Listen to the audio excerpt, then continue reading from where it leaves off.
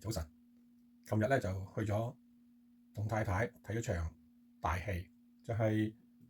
白雪梅喺溫哥華嘅劇院嘅劇出嘅劇會啊，即係粵劇啦，就有咗30年幾年，咁就請咗啲中國嘅一級演員嘅粵劇大師嚟到同啲叫做閨秀啦，即係有錢嘅太太又喜歡粵劇嘅，就做啲折子戲啊，即係粉墨登場。咁當然咧，所謂粉墨登場，咁梗係扮得靚靚地，又有人獻花啦。咁喺呢啲咁嘅場合咧，最閉翳嘅就係喺台上面發台瘟，咁又俾我見到。咁當然咧，人希望表現咁有自己嘅喜好係好嘅咁但係呢個各取所需啦。咁我哋都係欣賞食下花生。咁琴晚咧就睇咗一場就係帝女花嘅折子戲，咁俾我聯想嘅就係而家呢個世代嘅人咧睇粵劇就唔多，但係喺以往咧粵劇都有200年嘅歷史啩。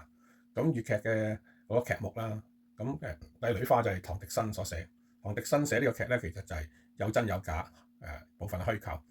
就好似呢個周世顯呢個駙馬，其實就冇呢個人嘅。但係咧，你知道睇粵劇嘅人咧喺嗰個年代咧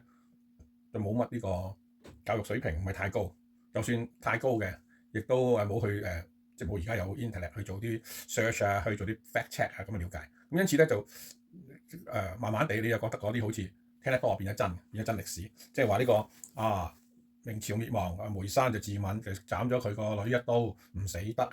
呢啲咧你熟粵劇嘅人咧就朗朗上口，講下似真㗎啦。咁佢琴日嗰場咧就係講到清兵入關，就想同阿長平公主就話叫佢回朝，咁同阿周世顯就結婚未成，就再嚟多擺多次，咁就亦都願意養育佢。而阿公主咧就同阿周世顯咧就覺得我老豆就腳咗，仲係擺喺都未落葬，佢個阿哥咧就仲係被囚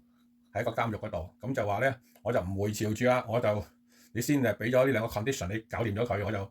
歸順你清朝啦。其實清朝亦都係懷柔政策啦即係希望就係利用同前朝嘅公主可以 show 俾啲市民睇就係 OK 嘅，我哋都係 good man 咁樣啦。咁所以我帶出我思考就係、其實中外都係嘅電影咧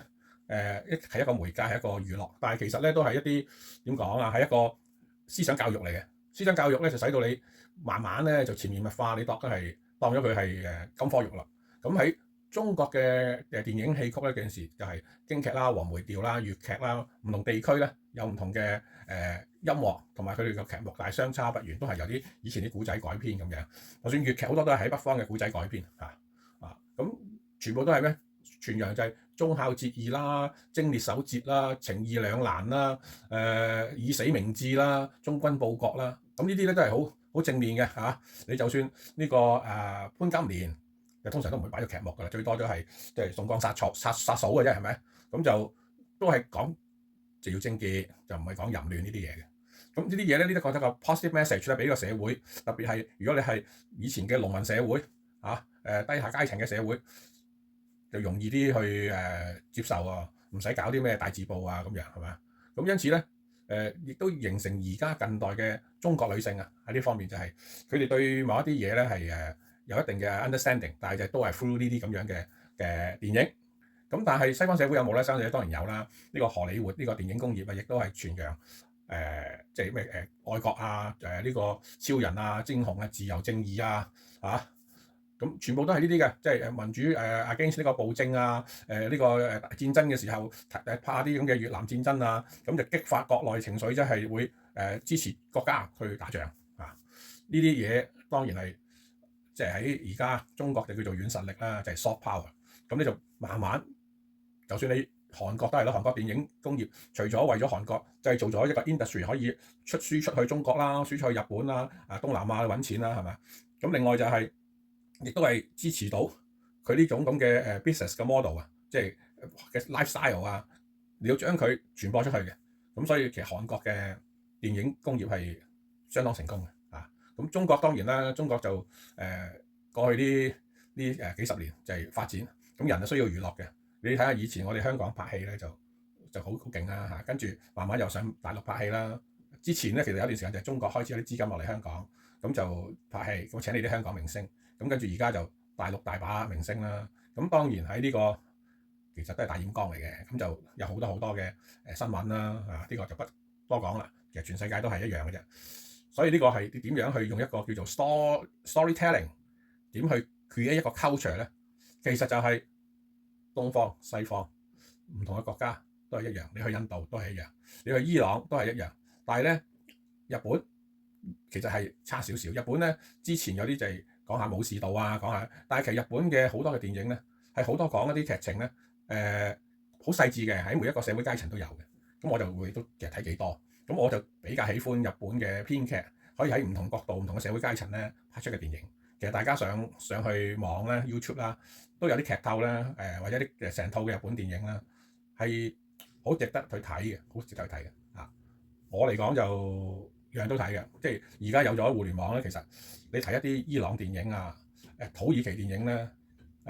印度電影咧，偶有佳作，亦唔好因為個語言障礙咧。其實有啲有心人又會做啲劇透嘅，嗰啲劇透咧會可能係廿零分鐘，但係俾你了解到咧。人哋國家嘅文化，人哋國家嘅一啲生活或者係一啲思想上咧嘅唔同，因為我哋都係局限咗 physically 喺一個地方，唔可以去深入去了解，或者有啲 language barrier 你係接觸唔到嗰啲人。咁但係 through 呢個互聯網咧，其實係一個好嘅了解嚟嘅。咁希望咧大家多啲去了解下其他國家。從而吸收到人哋嘅好處，人哋嘅唔好處，即係好似我哋中國人咁講啦，你自己去 review 下，你每一次睇完啲嘢咧，你都可以睇下，同自己有啲咩影響，自己應該學嘅，應該唔學嘅，應該可以有啲乜嘢可以做嘅，就係呢一點嘅。今日講到呢度，好，多謝各位。